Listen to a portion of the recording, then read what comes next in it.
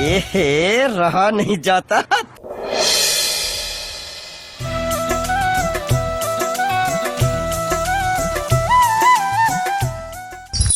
वाह क्या मुस्कुराहट है। मैं तो ले करवा चौथ के उपवास रखा, अब मोर गिफ्ट दे।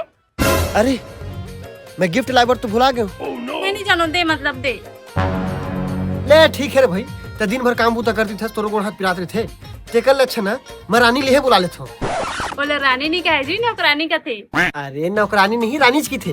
रानी ना मोर सेटिंग के नाम है। अब का है तो दिन भर काम करते थे ना, तो तोर गोड़ हाथ पिरात थे, तो वही बेचारी शादी करके ला दूँ, तू मस्त दिन भर आराम करे मिल जाएगा। दादा अब तू गया बेटा, अब तू गया, देख तेरी औकात मैं दिखाता हूँ तुझे। रानी लाही अपन थोथना लाही। कैसे